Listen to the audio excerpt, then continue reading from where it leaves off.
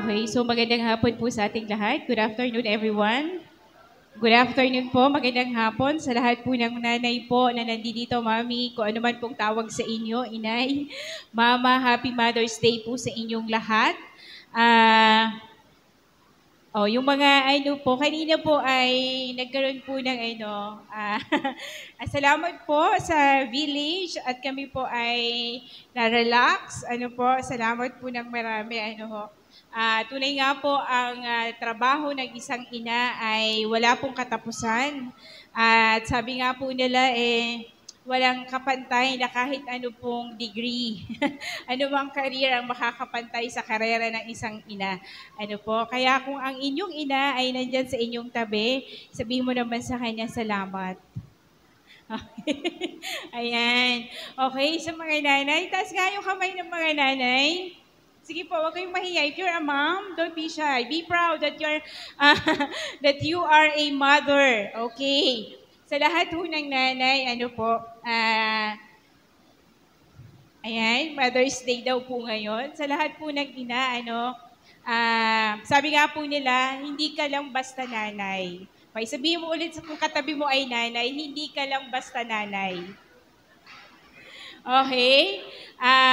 Binigyan ho tayo ng Diyos ng purpose, ng mission, para sa ating mga anak. Kaya yung mga nanay po natin, ano pong tinuturo ninyo sa inyong mga anak? Okay? We have, sabi ko nga nung Sunday, we are entrusted by God to shepherd your children. Kapag, ito nga po, ang ganda ho nung sinabi nung isang tagapagturo, kailangan ho yung mga ina, pinapakilala kung sino ang Panginoon at kung anong ginawa ng Panginoon sa kanyang buhay. Okay? Mga nanay, kapag hindi po natin nagawa yan at naituro po sa ating mga anak kung sino po ang Panginoong Jesus at ano pong ginawa niya, medyo may problema ho tayo. Okay? Kaya po napakahalaga ang mga nanay po ay may takot at may pagkakilala sa Panginoong Jesus para maturuan po natin ang ating mga anak. Especially po ngayong henerasyon na to, napakahirap po pagpasturan ang mga generation po natin ngayon. Kakaiba ho ang mga kabataan ngayon. Naunawaan ho natin, sobra hong kakaiba. Kaya nakakatakot, wala ka nang takot ako bilang isang ina para sa anak ko, na ang lagi ko na lang sinasabi sa Panginoon ay, Panginoon, kahabagan mo ang aking anak. Ang hirap po, lalo na po ngayon, may social media, ang dami hong magtuturo sa anak ninyo. Kapag hindi kayo ang nagturo sa anak ninyo, may ibang magtuturo dyan. Kaya yung mga magulang, please, every day, okay, panalangin niyo po ang inyong anak at the same time, turuan po ninyo na ilapit at ipakilala sa Panginoong Jesus ng Biblia. Wala pong ibang magtuturo dyan, kundi po tayo. Naunawaan ho natin. Kaya kung yung mga nanay ho natin, hindi nyo nakikita yung responsibilidad na yan. Naku, yan po ay charge po sa atin ng Panginoon. Yan ay panawagan po natin bilang mga ina, ang pagtuturo po sa ating mga anak kung sino po ang Panginoon. At sino po ang totoong Jesus. Napakahalaga po niyan. Okay, so ngayon pong hapon, isang hapong malakas sa palakpak para sa ating mga nanay. Happy Mother's Day sa ating lahat. Medyo mag-ingat lang po kayo. Ng panahon ngayon, napakainit. Okay? Kami po ni Sir Walter ay nawalan po ng isang kaibigan na naman. Napakabata po niya, kaedad lang po namin siya. Inatake po siya nung nakaraang Sunday. Okay? At bukas po ay bibisita po kami sa kanya pong lamay. Grabe po yun. Siya po ay naging bahagi ng ating gawain. Siyang nagbigay ng base natin, dati. Yung base amp, siya ho ang nagbigay. At siya po ay naging parte ng aming pamilya sa The Avenue. Kinuha na po siya ng Panginoon. Kaya heart attack po. Kaya ingat po. Kayo po, yung mga matataba dyan, yung mga malalaki ang katawan dahil sa taba. Joke lang. Ingat po. Medyo ano po tayo, magtubig po kayo ng magtubig, mag-ingat po kayo kasi napaka-delikado po ng panahon natin ngayon. Ano po? Okay, so ngayon pong hapon, tutuloy po natin. Sabi ko ho sa inyo, napakahalaga po ng mga talinghaga na ating pag-aaralan. At nung nakaraang linggo po, pinag-aralan po natin ang talinghaga ng maghahasik. Sa iba pong pag-aaral, ang title po nito ay The Parable of the Soil. Ang talinghaga patungkol po, hindi po sower, kundi tungkol ho sa lupa. Kasi sabi yung ganon, depende sa lupa kung paano tutubo ang binhi na inihasik. At sabi nga ho natin, yung salita po, yung binhi, ito po ay tumutukoy sa salita ho ng Diyos. At ang soil po, ito po ay tumutukoy sa puso ng isang tao. And we discussed the heart soil. Ito ho yung binhi na napunta ho sa matigas na lupa. Okay? Sabi ho natin, ito ho yung unresponsive heart. Kapag narinig po natin ang salita, wala hong epekto sa ating buhay. Okay? Dahil matigas ho yung puso ho natin. So after this teaching po, after this parable, siyasatin po natin yung ating puso. Saan po ako doon? Okay? Nasaan ako sa iba't ibang klase ng lupa? Sabi ho natin, yung hard soil, it is unresponsive heart. The rocky soil, it is the impulsive or superficial heart. Okay? At sabi ho natin, yung isa po, thorny soil, preoccupied heart. And the good soil, ito po yung well-prepared heart. O alin po tayo dyan? So tingnan ho natin, sabi ho sa Mark, balikan ho natin ang aklat ho ng Mark 4 verse 1 to 20. Okay? Sabi niya, muling nagturo si Jesus sa tabi ng lawa ng Galilea at dahil nagkatipon sa paligid niya ang napakaraming tao, siya'y sumakay at umupo sa isang bangkang nasa tubig. Nanatili naman ang karamihan sa may dalampasigan at sila'y tinuruan niya ng maraming bagay sa pamamagitan ng mga talinghaga. Ganito ang sinabi niya, makinig kayo, may isang magsasakang lumabas upang maghasik ng binhi. Okay? So, na-discuss ho natin yung magsasaka, yung farmer, sila yung nagbabahagi ng salita ho ng Diyos. At yung binhi, ito po yung mabuting balita o salita ho ng Panginoon. And then, sabi ho dito, sa kanyang paghahasik ay may mga binhing nalaglag sa daan. Dumating ang mga ibon at tinuka ang mga iyon. May mga binhi namang nalaglag sa batuhan. Bagamat kaunti lamang ang lupa roon, agad sumibol ang mga binhing iyon. Ngunit nang tumindi ang sikat ng araw, nalanta at natuyo ang mga binhing tumubo. Palibhasa ay hindi ito masyadong nag-ugat. May mga binhi namang nalaglag sa may damuhang matinik.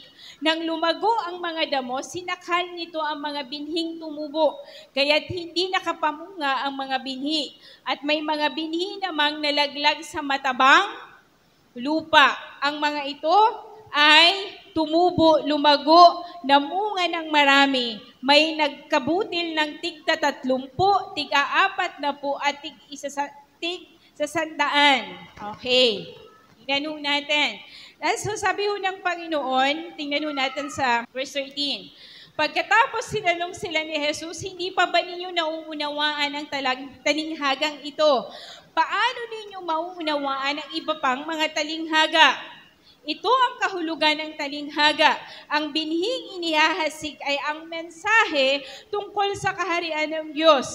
At ang mga binhi namang nalaglag sa daan ay mga taong nakikinig sa mensahe ng Diyos. Pagkarinig nila ay dumating si Satanas at inalis ang mensaheng inihasik sa kanila. So napag-aralan natin last Sunday, ito hong binhing na laglag sa matigas na lupa, naririnig naman pero hindi ho tumitimo sa puso. Okay? Naririnig naman, pero wala hong epekto sa buhay. Nawain ho natin. Verse 16, ito na ho yung pangalawa.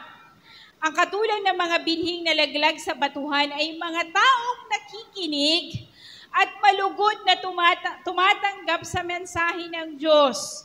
Subalit, ang mensahe ay hindi tumimo sa kanilang puso, kaya't hindi sila nanatili doon. Pagdating ng kapighatian o pag-uusig dahil sa mensahe ng Diyos, agad silang sumusuko. O, tingnan ho natin yan. So, dito ho tayo mag-start. Ano ho yung pangalawang soil? Ano ho? The rocky soil. Ito ho yung nalaglag sa batuhan. May mga binhi namang nalaglag sa batuhan, bagamat kaunti lamang ang lupa roon, agad sumibol ang mga binhing iyon. Ngunit, nang tumindi ang sikat ng araw, nalanta at natuyo ang mga binhing tumubo, palibhasay hindi ito masyadong nag-ugat. Di ba ho? Ayan. Para naman talaga tumibay ho yung isa hong puno, kailangan po malalim ho ang ugat sa lupa. Eh since ho, ito ho ay mabato, wala hong lupa, ang babaw. Ano ho, napakababaw ho ng pagkakatubo, kaya po wala hong nutrients na nakukuha dun sa lupa. Kaya nung dumating daw po yung matinding sikat ng araw, ano ho, anong nangyari? Natuyo. Okay? Kasi ho, wala hong ugat. Okay, tingnan ho natin. Sabi ho sa verse 16, ang katulad ng mga binhing nalaglag sa batuhan ay mga taong nakinig ng salita ng Diyos at agad na tinanggap ito ng may galak. Okay? Yung parang excited sila. Nung narinig nila yung word of God, excited ho sila. Okay? Kaya lang, tingnan natin. Subalit hindi ito tumitimo sa kanila, kaya't hindi sila nagtatagal. Pagdating ng kapighatian o pag-uusig dahil sa salita ng Diyos, agad silang sumusuko. Ang tanong ho sa atin ay, ngayong hapon, yan ho yung binhi na nabagsak ho sa batuhan. Diba? Excited ho sila na marinig po yung salita ng Diyos. Kaya lang, sabi ho natin, yun yung sinasabi ho natin eh. Ano po? Ito daw po ay, ito ho yung response. Ito ho yung tumugon ho. Ito ho yung mga taong tumugon ho. Pero hindi naman po, tugon lang po na nanarinig lang ho nila. Pero sabi nga po nila, it is just an emotional response. Parang natuwa ka. Ay, yung pala yung ginawa ng Panginoon sa akin. Ay, ganito, ganyan. Ano ho? Pero, hindi po galing po. Sabi nga po nila, doon sa pinaka-ilalim ng iyong kaloob-looban, ng iyong puso.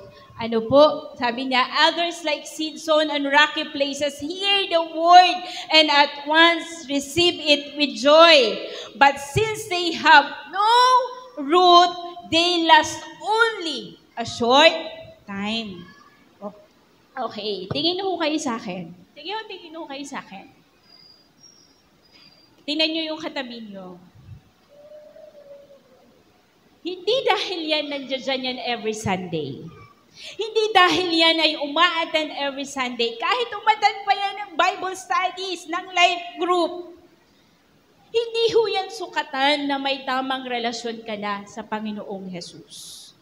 Naunawaan po natin, ang testing lang po para malaman kung talagang totoong nakapakinig ka ng salita ng Diyos at lumago ang salita ng Diyos sa puso mo, kailangan po namumunga ka.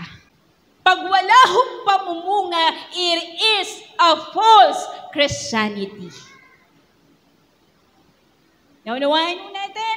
Pwede mong sabihin, Christian ako. Ang tanong, may pamumunga ba?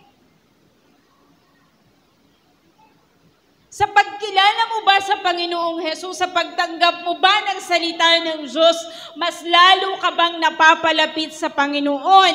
Mas lalo mo bang namamahal ang mga taong hindi ka mahal-mahal? Lumalalim ka ba sa iyong pananampalataya? Yun ho ang tanong ho sa atin eh. Sabi ho, dumating ho ang bagyo, dumating ang pagsubok, nasaan ka? Ang totoong nakapakinig at tumimo po ang salita ho ng Diyos sa puso mo, kahit anong pagsubok ho, kahit anong challenges ang dumating sa buhay mo, magkanda hirap-hirap ka man, magkasakit ka man, iwanan ka man ang mahal mo sa buhay, mananatili ka sa Panginoong Hesus na hindi mo nakikita. Naunawaan ho natin? O sino na ho dito nagka-cancer? Sino na ho dito yung wala ng minamahal sa buhay? Nanatili ka pa rin ba sa Panginoon? Ano yun ho yun eh? Ito ho, sabi ho nila, they quickly fall away. Yung mga tao ho na talaga pong sasabihin nila Christian ka, pero nung dumaan ka ho sa defining moment ng buhay mo, okay? Nung na-inlove ka, pinili mo ba ang Panginoon sa buhay mo? Nung nag-open ang oportunidad na alam mo namang mapapalayo ka sa Panginoon, ano ho, may tapang ka bang hinindian mo yon? Yung tanong eh, nanatili ka ba sa Panginoon kahit po anong challenges ang dumating sa buhay mo? Yun ho ang totoong nakapakinig at tumimo ho ang salita ng Diyos. Kung hindi po talaga sila totoong nakapakinig. Naunawaan ho natin, diba? Kaya po sabi ho natin, tingnan ho natin. Minsan ho, meron ho akong kilala, yung iba ho sa atin, nagpapabaptize pa eh. Na hindi ho natin nauunawaan. Sabi nga ho natin, ang totoong pagbabago, ang totoong nakapakinig ng salita ho ng Diyos. Okay, yung talagang nag-uugat sa puso. Ano ho? Sabi ko nga ho sa inyo, the real conversion, sabi ho ni R.C. Sprouse, turns the life upside down. May pagbabago ba? May pamunga ba? Huwag niyo hong tingnan yung katabi niyo. Okay? Alam ho natin yan sa sarili ho natin. Diba? Kung alam ko totoong talagang nakapakinig ka ho ng salita ng Diyos, imposible na hindi yan lumago. Sapagkat sino daw po ang tunay na puno ng ubas at sinong tagapag-alaga? Wala pong iba kundi ang Panginoon. Naunawaan ho natin. Siya po ang magpapalago niyan sa puso ho natin. Kaya yung sinasabi ho natin, nagpatawag si pastor, lahat ng gustong tumanggap sa Panginoong Hesus, lumapit sa harapan. Lapit ka naman. Okay, pinag-pray. Nung pinasunod ka sa panalangin, sabihin mo tong panalangin ng pagtanggap, sumunod ka naman.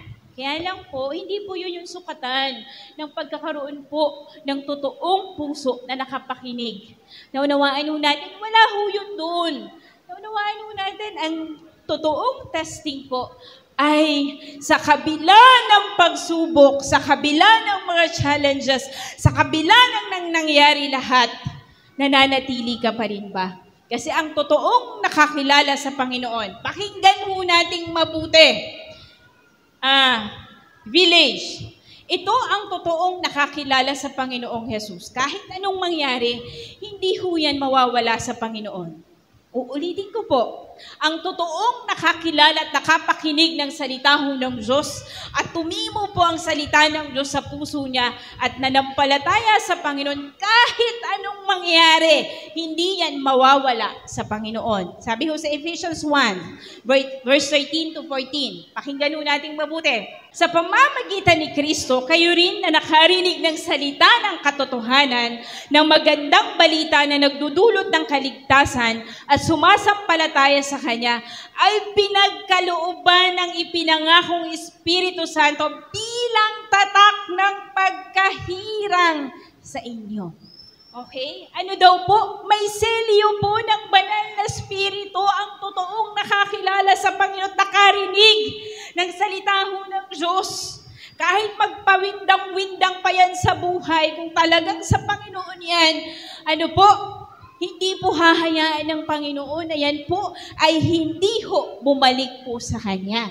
Kasi meron ho may seryo ho ng Panginoon. Kaya ho, ang totoong nakakilala sa Panginoon, kahit ano pa hong mangyari, babalik ho yan sa Panginoon. Sabi ho sa John 10, nakikinig sa akin ang aking mga tupa, nakikilala ko sila, at okay, meron hong pamumunga. Ano pa ho?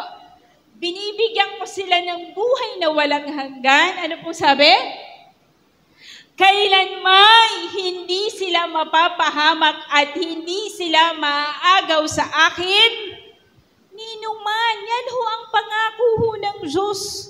Once na nasa Panginoon ka na, wala na hong makakaagaw sa'yo. Kapag ikaw ay nawala ho sa Panginoon at hindi ka na bumalik sa Panginoon, ibig sabihin lang, hindi ka talaga nakapakinig at hindi tumimo sa puso mo ang salita ng Diyos. Hindi ka kabilang, sabi ho ng Panginoon, sa kanyang tupa.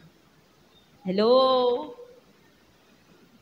Naunawaan po natin, sabi nga po sa John, yung turo ni Pastor Walter, hindi naman sa hindi mo narinig yung salita, hindi naman sa wala kang pandinig, hindi sa bingi ka. Kaya lang, ang mga hindi sa Panginoon, hindi talaga nila maririnig.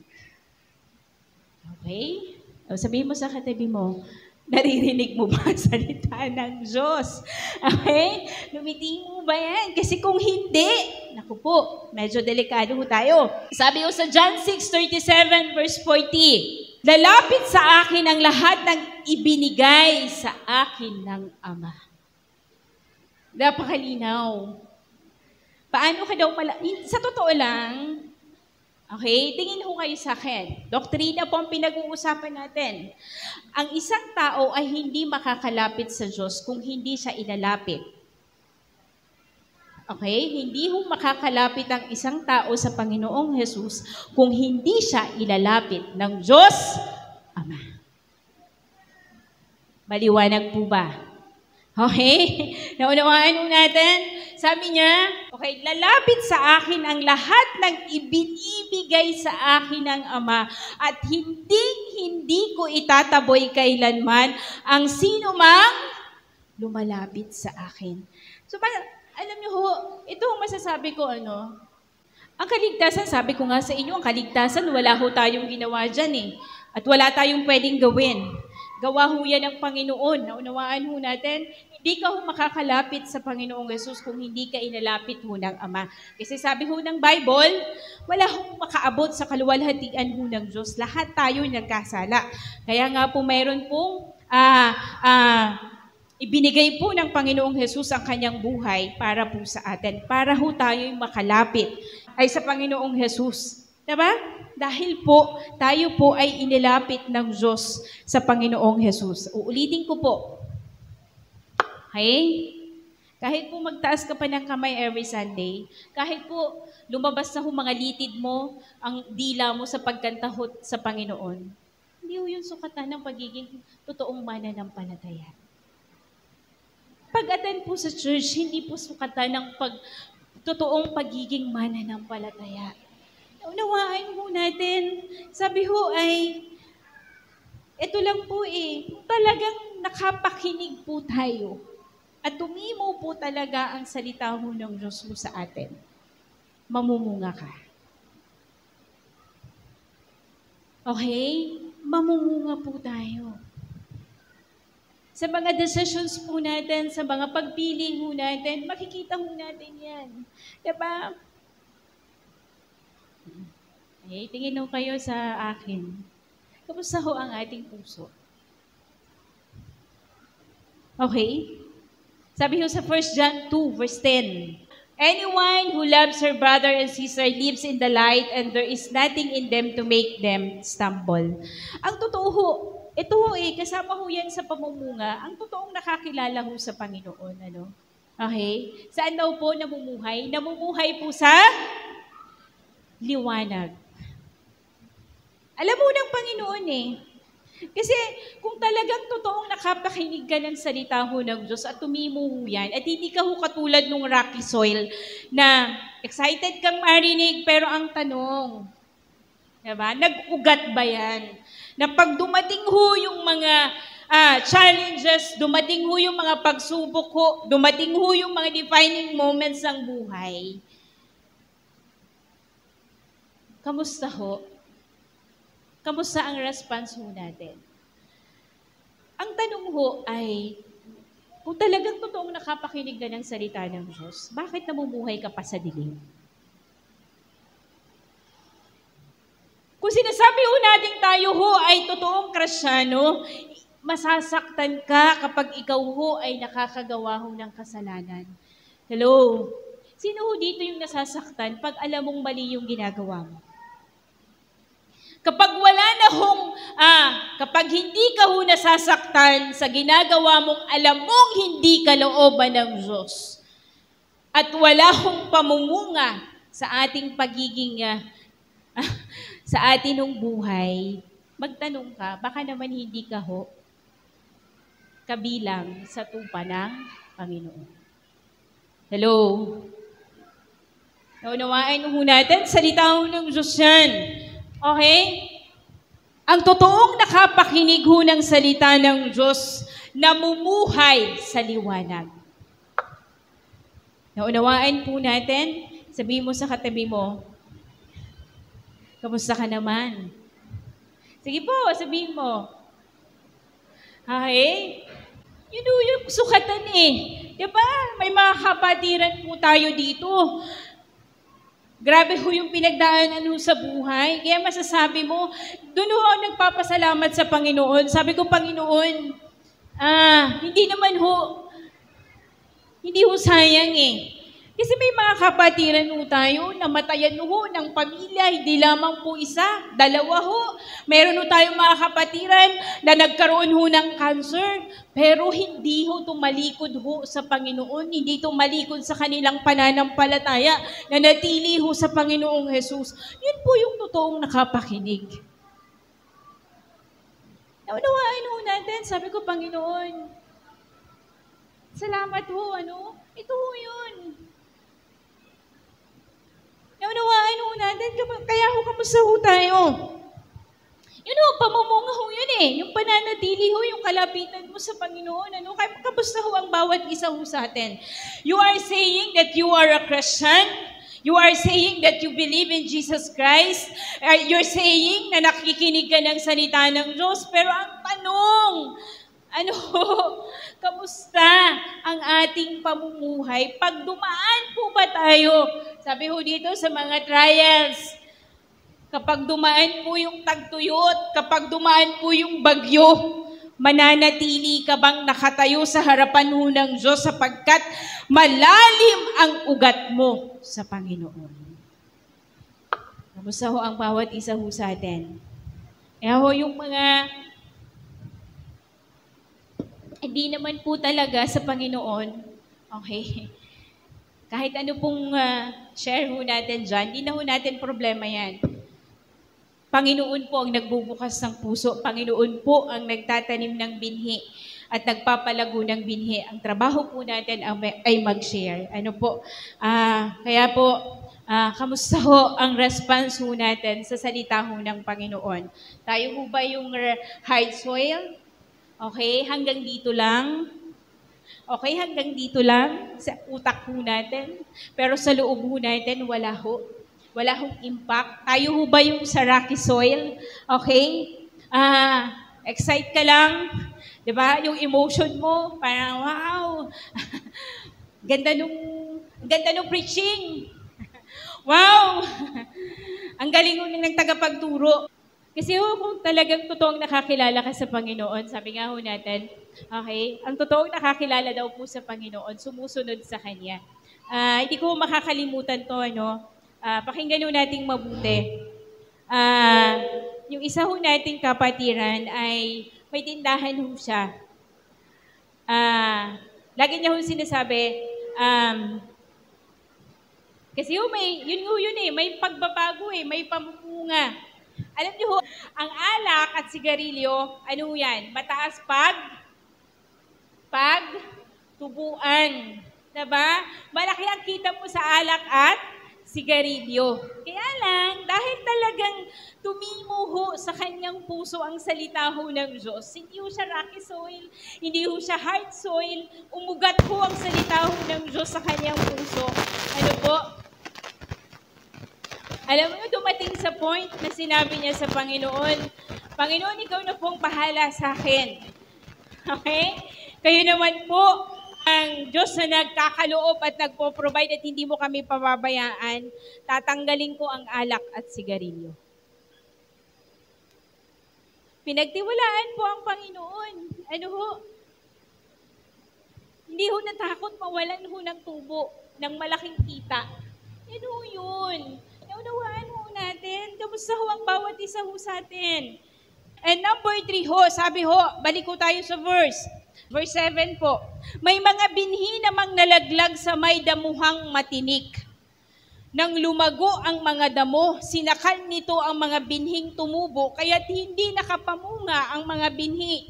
Okay, ano po ang ibig sabihin po nun? Sabi ho sa 18, ito naman ang mga kahulugan ng mga binhing nalaglag sa may damuhang matinik. Okay? May mga taong nakikinig ng mensahe ng Diyos, ngunit dahil sa alalahanin sa buhay na ito, pagkasilaw sa salapi o kaya'y pagkahumaling sa ibang mga bagay, ang mensahe ay nawala na ng puwang sa kanilang puso, kaya't hindi ito nakapamunga. Unlike sa rocky soil, wala hong lupa, sobrang babaw. Ano ho? Ito naman hong thorny soil, tumubo naman po. Okay? Tumubo naman yung halaman. Kaya lang, dahil daw po sa mga alalahanin sa buhay, pagkasilaw sa salapi o kaya'y pagkahumaling sa ibang mga bagay, ang salita ay nawawala ng puwang sa kanilang mga puso, kaya't hindi ito nakakapamunga. Kamusta ho tayo? Village. Okay? Hindi ho nag-mature. Hindi ho lumago. Tingin ho kayo sa akin. Tagal-tagal mo na eh. Tumubo naman. Kaya nang dahil sobrang nasilaw ka ho sa kayamanan, nasilaw ka sa salapi, yung puso mo naging busy sa maraming bagay at hindi ho sa Panginoon, hindi ho lumago. Hindi ka ho lumalago. Diba? Wala ka hong time para sa personal discipline mo. Sino ho dito yung ganyan? Wala ka na hong ibang inisip kundi kailangan mo magtrabaho, pakainin mo ang pamilya mo, araw-gabi. Diba? Ginagawa mo ng araw ang gabi, makapag-provide ka lang sa pamilya. Sobrang busy ho natin. Pero nakalimutan na ho natin ang pinakamahalaga. Ang kalapitan ho sa Diyos. Sino ho dito yung ganyan? Mga magulang, young professionals. Baka naman po sobrang busy nyo na sa maraming bagay. Wala ka na hong ibang ginawa kundi asikasuhin ang negosyo mo. Yun na lang laging iniisip mo. Diba? Kailangan kong yumaman. Makapagtayo ng ganito. Kailangan kong magkaroon ng ganito. Wala hong problema. Kaya lang po, baka naman po dahil sa mga bagay na yan, hindi na ho lumalago ang binhi na tumubo ho sa atin. Hindi na ho lumalago ho salita ho ng Diyos. Hindi na ho lumalago ang iyong pananampalataya. Tagal-tagal mo na eh. Naunawaan ho natin, kamusta ho ang bawat isa ho sa atin. Alam niyo ho, kagabi ho ay mayroon ho akong inatinang okasyon. Sabi ko, Panginoon, super talented ng aming mga kabataan. Galing ho nila. Pero sabi ko, nasaan po sila? Wala ho sila sa loob ng church. Yung talents ho nila, hindi ho nila ginagamit para maparangalan po ang Panginoon at manilbihan ho sa kaharian ho ng Diyos. May kirot ho sa puso.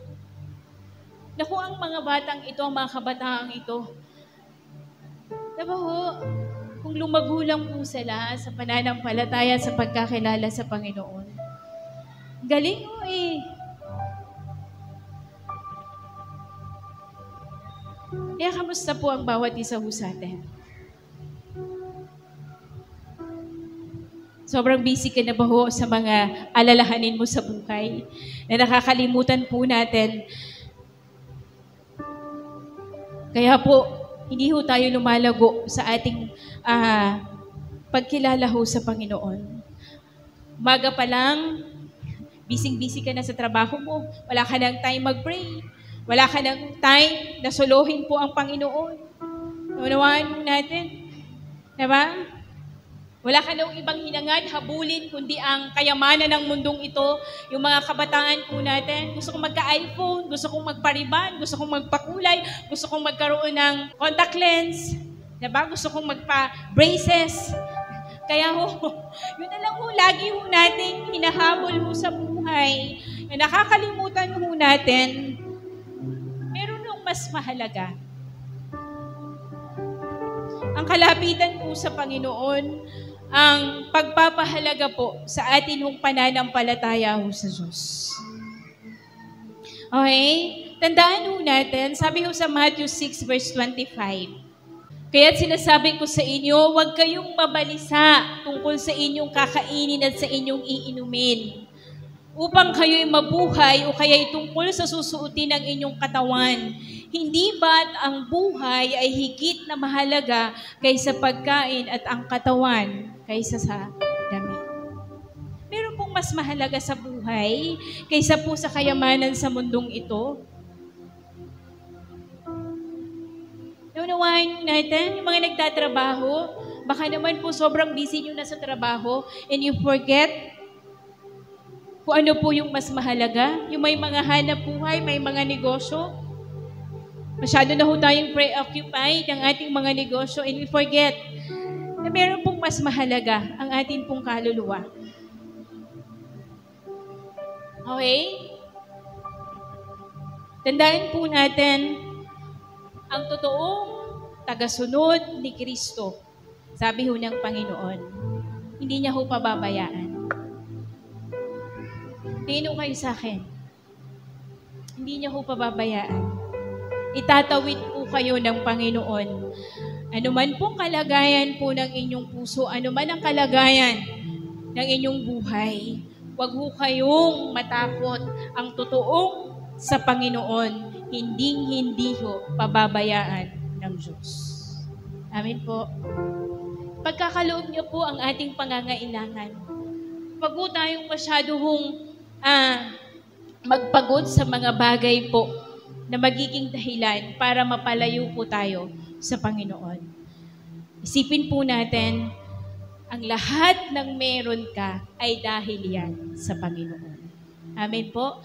Ang lahat ng meron po tayo, trabaho mo, hanap buhay, buhay mo, pamilya mo, kalusugan mo, ang lahat ng meron ka ay dahil sa Panginoon. Kaya huwag mong kalimutan ang Diyos. Naunawaan po natin. Kaya po yung lagi tayong huwag nating kalimutan ang personal devotion natin. Psalms 37 verse 8, sabi po dito ay, huwag kang mapupuot ni mababalisa, iyang pagkagalit iwasan mo sana. Walang kabutihang makakamtan ka. Okay? Refrain from anger and turn from wrath. Do not fret. It leads to evil. Sabi ng Panginoon, huwag kang mababalisa. Sino dito yung nag-aalala masyado sa buhay? Okay? Diba? Ang dami mong bayarin. Diba? Wala ka na time. Trabaho ka na lang ng trabaho. Wala ka na time sa Panginoon. Yung Sunday, ginawa mo na. Yung Sunday na dapat para sa Panginoon, nagtatrabaho ka pa rin. Diba? May mga gawain ka na para sa Panginoon dahil sa pagtatrabaho, dahil sa dami mong sobrang busy mo, nakakalimutan mo na ang mga bagay, hindi po lalago ang binhi na natanim sa atin pag ganyan. Kaya po, ingat po tayo. Sabihin mo sa katabi mo, ingat po tayo.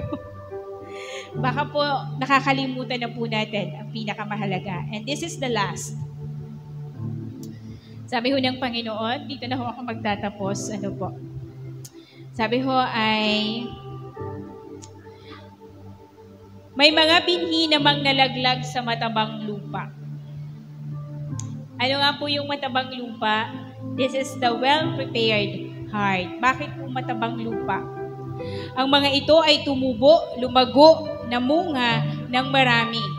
May nagkabutil ng tig-30, tig-60 at tig-100. Sabi ho sa verse 20, ito naman ang kahulugan ng binhing nalaglag sa matabang lupa.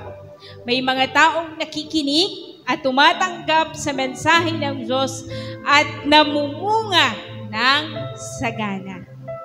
Okay?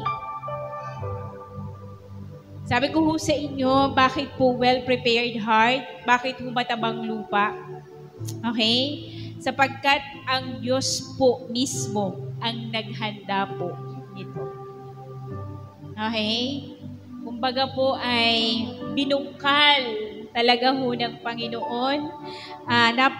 Pinatabaho ng Diyos yung puso, yung lupa, para ho pag nakarinig ho ng salita ho ng Diyos, tatanggapin, hindi lang basta papakinggan, titimo ho sa puso, babaon ho sa puso, at lalago. Kaya po, ang binhi ay namumunga.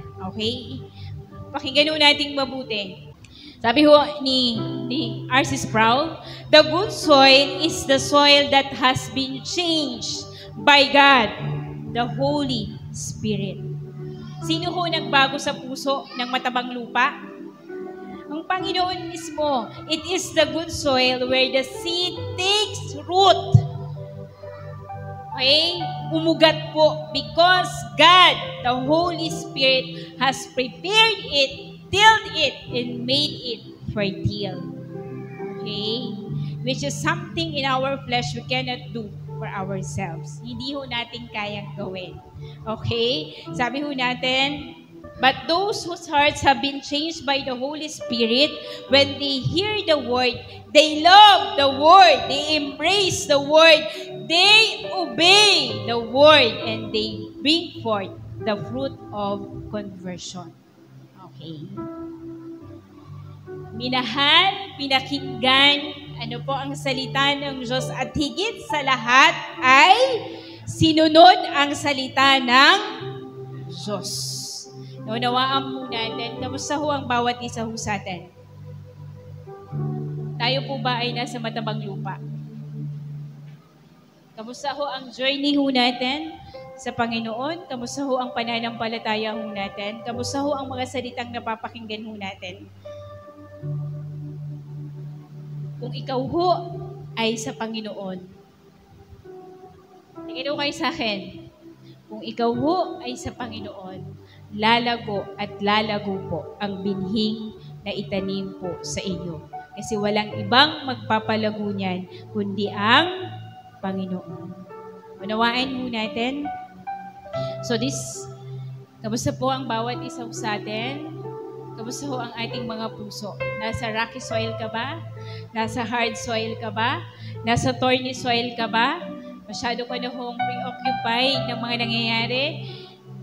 Busy ka na sa buhay at hindi ka na wala ka ng time sa Panginoon o nasa matabang lupa ka? Asan po tayo doon? Ano po? Kamusta ho ang pagtugon po natin sa mensahe ng Diyos na napapakinggan po natin? What kind of hearer are we? Anong klaseng tagapakinig po tayo? Yun po yung tanong po sa atin. Wala po akong ibang panalangin, kundi ang bawat isa ho sa atin ay maging isang matabang lupa. Sabi ho ng Panginoon, ang totoong nakakilala sa Kanya, ang isang binhing na tanim sa matabang lupa, namumunga. Sabihin natin, namumunga. Okay po. Kamustahin po natin ang bawat isa ho sa atin. Kamusta ho ang puso mo natin? Mas lalo ba akong napapalapit sa Panginoon? Mas lalo ko bang namamahal ang Panginoon sa buhay ko? Mas lalo ko bang pinapahalagahan ang mga bagay na may kinalaman po sa Panginoon? Yun po yung tanong po sa atin. At kung yan po ay nangyayari po sa atin, salamat po sa Panginoon dahil kayo nasa matabang lupa. Naunawaan natin, tayo po ba'y nasasaktan kapag gumagawa ho tayo ng hindi kalooban ng Diyos? Diba? Sino ho dito yung nakakaramdam ng parang hindi kumpleto ang buhay kapag hindi ka ho naka-attend ng gawain ng Panginoon, hindi ka ho nakapag-pray, hindi ka ho nakapagbasa ng salita ho ng Diyos? Yan po ay indikasyon na tayo po ay nasa matabang lupa. Okay po? Kaya po, bawat isang po sa atin, tayo pong lahat ay tumayo. Kamusta ho ang pagtugon po natin sa mga salitang naririnig po natin? Kamusta ho ang pagtugon ng ating mga puso? Ano po? Naalala ko lang po yung anak ko kagabi. Dahil ho yung mga kiyakaha ho natin, yung mga young pro ho natin ay sobrang busy ho. Inabot na ho sila ng madaling araw sa pag-aayos po dito para sa Mother's Day. Sabi nung anak ko, napakaano ho ng isip niya, no? Sabi niya, bakit ba mami, mga kiyakaha lang ang gumagawa doon? Di ba dapat lahat ng umaatan sa village? Ano ho? Sabi ko sa kanya, oo nga naman. Wala akong sabi niya, dapat lahat ng umaatan, mami, sa village na doon para tumulong, para madali lang, hindi sila aabutin ng madaling araw. Okay? Andito ko kasi siya kagabi. Sabi ko sa kanya, o nga naman, kamusta ho tayo? Kamusta ang bawat isa ho sa atin? Kung nasa matabang lupa po tayo, hindi ho tayo papayag na wala ho tayong bahagi sa kaharian ho ng Diyos. Hindi ho tayo papayag na we are just attendees. Every Sunday, nandito ka, a-attend ka, and after that, uuwi ka na. Ano pong bahagi po natin?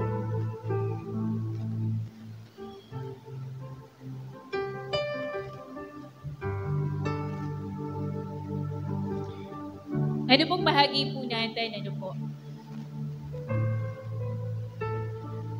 Kung talaga pong lumalago ho ang binhi na naririnig po natin, meron pong pamumunga, tigda 20, tigda 30, tig-100. So, ang bawat isa ho sa atin ay, sa hapon pong ito ay siyasatin po natin ang ating puso.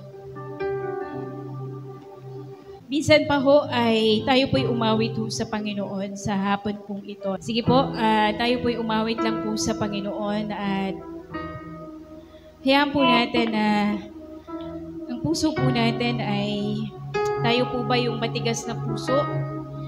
Tayo po ba yung rocky soil, batuhan na puso? Excited ka naman sa salita ng Diyos pero hindi ka nananatili. Pag dumating po ang pagsubok, pag dumating po ang mga challenges ng buhay, hindi po tayo nagtatagal. Ikaw ba ho yung natanim sa matinik na lupa? Tumubo naman. Pero dahil sa mga alalahanin, dahil sa paghabol sa mga bagay sa mundong ito, hindi ho nagkaroon ng puwang para lumago ang binhi na iyong narinig. O tayo po yung matabang lupa na sumusunod sa Panginoon, lalong napapalapit, lalong namamahal ang Panginoon, nagkakaroon po ng malasakit sa mga bagay na may kinalaman mo sa Diyos at nais pong maglingkod at manilbihan po sa Panginoon. Tayo pong lahat ay umawit.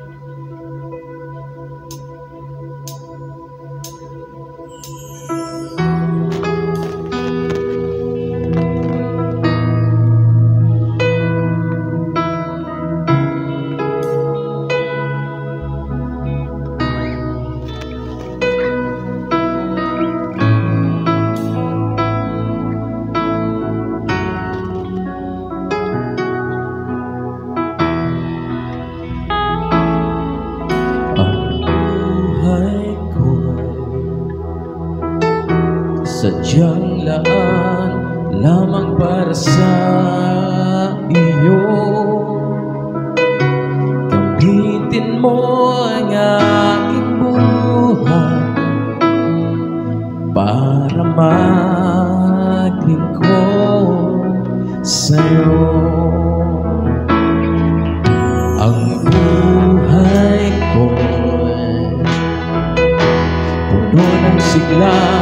mula nang makilala ka. Buhay ko'y iyong binago, kaya ngayon'y naglilingkod sa'yo. Itataas dakilang ngalan mo, ihahayag dakilang pag-ibig mo. Gamitin mo ang buhay ko, mahal kita, Panginoon Jesus. Ibibigay lahat para sa iyo. Susunod sa mga yapak mo, iaalay sa iyo ang buhay kong ito.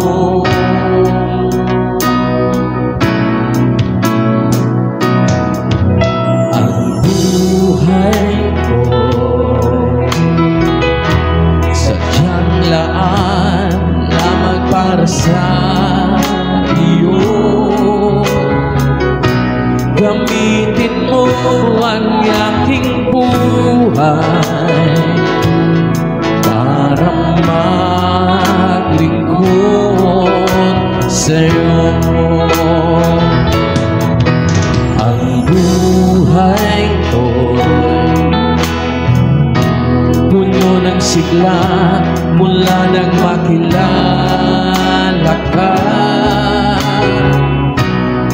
Buhay ko'y iyong binago, kaya ngayon'y naglilingkod sa'yo. Itataas dakilang ngalan mo, ihahayag dakilang pag-ibig mo.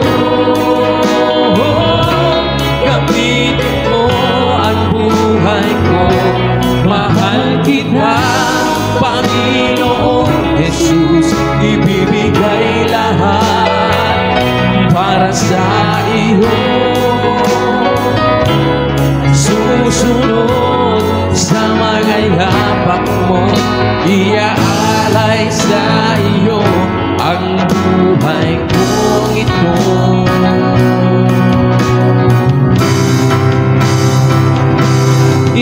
Itataas dakilang ngalan, ihahayag dakilang pag-ibig mo. Gamitin mo ang buhay ko, mahal kita, Panginoon Jesus. Ibigay lahat para sa iyo. Susunod sa mga yapak mo, iaalay sa iyo ang buhay kong ito.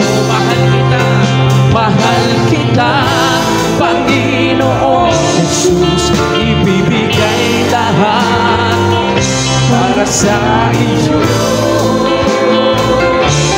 Susunod sa mga yapak mo, iaalay sa iyo ang buhay kong ito.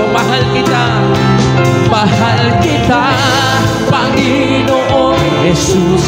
Ibibigay lahat para sa iyo.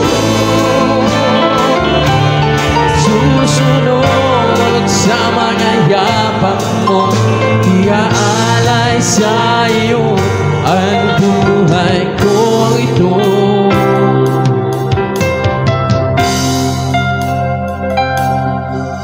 Ang buhay ko'y sadyang laan lamang para sa iyo. Gamitin mo ang aking buhay para maglingkod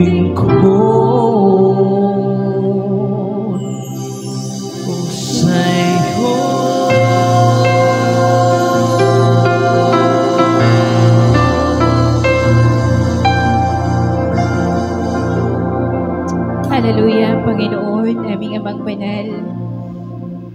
Kami po ay lumalapit po sa inyo sa hapon pong ito. Kayo po ang nakakaalam ng kalalagayan ng aming mga puso. Kayo po ang nakakaalam, Panginoon, ang totoong kalagayan po ng puso ng bawat isa. Hindi po namin ito maitatago sa inyo. Hindi po namin ito maililihim po sa inyo, Panginoon. Nawa po, Panginoon, panalangin ko sa bawat isa na ang puso po ng bawat isang naririto ay maging matabang lupa, Panginoon Ama. Puso na kung saan handang tumanggap, handa pong sumunod po sa mga mensahe, sa mga salita po na naririnig po namin. Hindi po katulad, Panginoon, ang natanim sa matigas na lupa. Narinig lamang, Panginoon Ama. Ngunit hindi po ito tumimo sa puso. Hindi po katulad ng binhi na natinim po sa batuhan, Panginoon Ama. Dumating po ang mga pagsubok, dumating po ang mga hamon po ng buhay. Hindi po nanatili po sa inyo. Hindi po tulad ng matinik na lupa, Panginoon Ama. Sa dami po ng alalahanin, sa dami ho ng mga iniisip sa buhay, sa dami ng hinahabol sa buhay, Panginoon Ama, nakalimutan na po ang pinakamahalaga. Kaya, Panginoon, hindi po lumago ang binhi na nahasik sa puso ng bawat isa. Panginoon, panalangin ko po sa kabuuan po ng village, sa kabuuan po ng lahat po ng naririto, mapakabataan, mapamagulang, Panginoon Ama, lahat po, bawat pamilya, bawat individual pong naririto, ang puso po namin ay maging matabang lupa. Ang puso po namin ay puso na tumitimo po, sumusunod po sa inyo. Ang mga salita mo ay lumago, tumimo po sa aming mga puso, Panginoon. Aming Ama, salamat po. Salamat po, O Diyos, sapagkat kayo ang Diyos na pumili po sa amin. Kayo ang Diyos na nagpapalago ng aming mga puso. Hayaan po ninyo, Panginoon Ama, na patuloy pong lumago ang pananampalataya, ang kalapitan po sa inyo, patuloy na lumago sa bawat isa. At nawa po, Panginoon, hanggang sa katapusan ng panahon, anuman pong hamon, anuman pong pagsubok ang dumating sa bawat isa, mananatili po sa inyo. Mananatili po ang katapatan po sa inyo lamang, aming Diyos. At nawa nga po, Panginoon, ang mga buhay ng bawat isa ay patuloy na mamuhay sa liwanag, Panginoon. Aming Ama, maraming salamat po. Samahan mo lamang po ang bawat anak mo na naririto sa hapong ito, Panginoon. At sa mga hindi pa ho nakakilala po sa inyo, sa lahat po ng nakarinig po ng salitang ito, aming Ama, nawa nga po, Panginoon, buksan mo ang kanilang mga puso, buksan mo ang kanilang mga kaisipan, maging bukas po sila sa iyong salita, Panginoon Ama, at tanggapin po nila ng buong katapatan, Panginoon, at tumimo sa kanilang mga puso, Panginoon, sa totoong Jesus ng Biblia na hindi po namin nakikita, ang pananampalataya at buhay nila ay maibigay po sa inyo. Maraming salamat po sa hapong ito, aming Amang Banal. Patuloy rin po namin inaalala ang anak po ni Sir Joseph at ni Ma'am Michelle, si Lucas, Panginoon Ama. Hinihingi ko po ang iyong pagkilos sa batang ito, aming Ama. Hinihingi ko po ang kagalingan na nagmumula po sa inyo. Sa pangalan po ng Panginoong Jesus, iligtas mo siya sa anumang pong kapahamakan. Sa pangalan po ng Panginoong Jesus, kumilos ka, Panginoon Ama, maghimala ka sa batang ito. Maraming salamat po. Purihin ka, sambahin ka. Napakabuti po ninyo. Dakila po kayo, Panginoon. Salamat, salamat po, O Diyos.